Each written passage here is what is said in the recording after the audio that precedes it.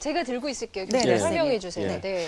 그 이제 어머니께서 그리신 건데 예전에 이런 그림을 그리면 주로 이제 동그라미가 만나거나 동그라미가 이렇게 동그라미 속에 그려지거나 이런 경우가 많았습니다. 네. 그런데 지금 이 네 명이 이렇게 따로 독립돼서 따로 떨어져 있지 않습니까? 네. 그러니까 이 동그라미 크기는 그 집안에서 그 사람의 위상을 나타냅니다. 그리고 이 거리가 그 사람의 관계성을 나타냅니다. 그러니까 동그라미가 크면 그 사람이 그 집에서 굉장히 위상이 높다고 볼 수 있겠고요. 지배력을 강하다고 볼 수 있겠고요. 작게 그리면 이제 좀 자존감이 낮거나 무시당한다고 볼 수 있는데 지금 이 가족 같은 경우는 동그라미 크기에 거의 같죠. 네. 이 각자가 자기 위치에서 어느 정도의 이상을 가지고 최선을 다해 살고 있다고 볼 수 있겠고요. 그리고 지금 자신과 남편 그리고 지금 이 아이들과의 어느 정도의 거리를 형성하면서 단란한 가정을 이루고 있다고 볼 수 있겠고요. 아주 건강한 가정으로 네. 볼 수 있겠네요. 아이 같은 경우도 지금 엄마 그림하고 아주 유사합니다. 네. 이게 지금 각각에 떨어져 있고 동그라미도 거의 비슷하거든요. 예. 그래서 지금 이 아이도 엄마와 비슷하게 이 자기 자신의 감정이든 부모와의 관계성이든 네. 형성하면서 행복한 가정을 이루고 있다고 볼 수 있겠습니다. 네. 네. 그러니까 숫자를 써놓는 건 아무런 의미가 없는 거죠. 이제 글씨로 쓸 수 있는데 그 시간이 이제 부족하니까 아마 숫자로 표현한 것 그러니까 같습니다. 서열 순위를 나타낸 거 자기가 1위였던 것 같아요. 근데 쌤 있잖아요. 그 아이들하고 가장 집에서 놀아주는 게 가장 좋은 놀이라는 걸 알고는 있지만은 어떨 때는 엄마도 할 일이 너무 많은데 자꾸만 뭘 그려달래요. 자기가 안 그리고. 근데 사실 저 같은 경우도 레파토리가 뻔하거든요. 나무 하나 그리고 태양 하나 그리고. 근데 정말 어떨 땐 너무 난감해서 에이 내가 제 학교 가면 내가 얼른 스케치북 치워버려야지 이런 경우가 있었거든요. 그럴 때 좀 어떻게 해줘야 될까요, 선생님? 예, 아까 윤지맘이 너무나 잘 접근했는데 지금 부모는 아이랑 놀아줘야 된다고 생각합니다. 그런데 놀아야 됩니다.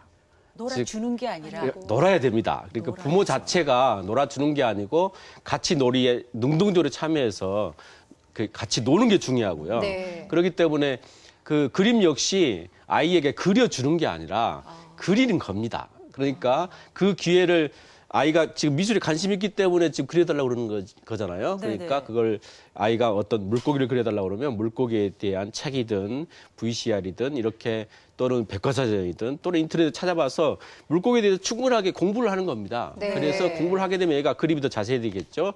그리고 엄마가 아이 수준보다 약간 높게 그래서 약간 높게 그려주면 아이가 그걸 보고 오히려 창의성이 방해되는 게 아니고 더 길러진다고 볼 수 있겠죠. 근데 저는 창의성이 굉장히 방대되는 행동들을 많이 했었던 것 같은 게요. 동그라미 있으면 동그라미 해서 곰이 됐어 이런 식으로 그냥 아이에게 그러죠. 네. 생각을 안 하게끔 저는 키웠던 것 같아요, 선생님. 그건 안 그런 좋은 거죠? 그림은 이게 처음에는 엄마 눈에 딱 보이니까 이게 아이가 참 잘 그리는다는 생각이 들 수 있는데 만약에 고음을 그릴 때마다 아이는 그렇게 그리거든요. 그건 모방이죠. 그렇기 때문에 아이들에게는 다양한 상상하게 하고 창의성을 그리게 해서 다양하게 그리게 하는 게 굉장히 중요하다고 볼 수 있겠습니다. 네. 선생님 그리고 이제 엄마들이 이제 쭉 미술 교육은 이렇게 시켜야 되는구나를 배웠는데 내 아이가 그림을 좀 잘 그리네. 얘 영재 아닐까? 이렇게 생각하시는 엄마들을 위해서요.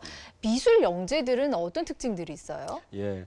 그 미술 영재들 같은 경우는 이 그림을 보시면 이 영재들은 어떤 막힘없이 미술을 굉장히 즐긴다는 걸 알 수 있어요. 그래서 오랫동안 미술에 푹 빠져서 그림을 그리는데 그림을 한번 보겠습니다. 네. 첫 번째 그림 같은 경우는 아이의 그림이 막힘없이 이 곳곳에 아주 유창하게 그려져 있다는 걸 알 수 지금 있겠고요. 몇 살짜리 그림이에요?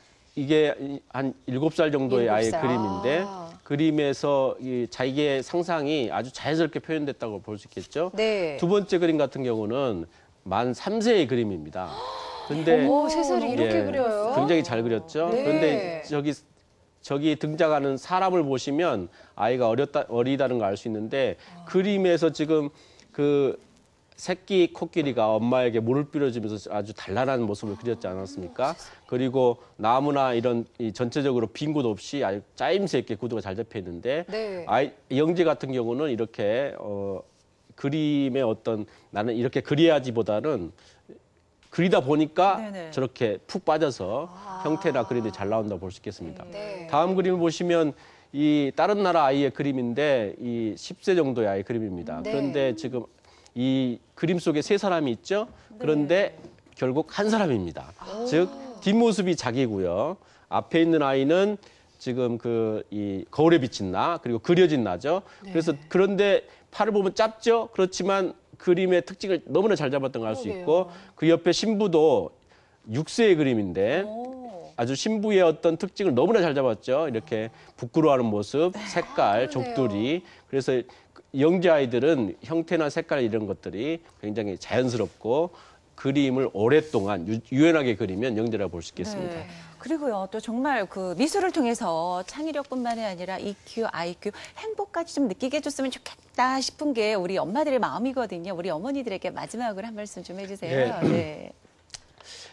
이 그림은 뇌와 관련됩니다. 그래서 생각하게 하고 사고의 문제이기 때문에 손을 많이 쓰게 하시고 그림을 가지고 충분히 아이와 대화를 하셔서 이 유대인들처럼 하루타 교육을 통해서 이 애착과 이 뇌를 개발하는 데 초점을 두는 게 중요하겠습니다. 미술은 바로 생각하게 하는 도구로 활용하시기 바랍니다. 네, 정말 오늘 1시간 얼마나 소중했는지 모릅니다. 정말 많은 걸 배웠습니다. 교수님 오늘 함께 해주셔서 너무 감사드립니다. 감사합니다. 네, 조민희 씨도 고맙습니다.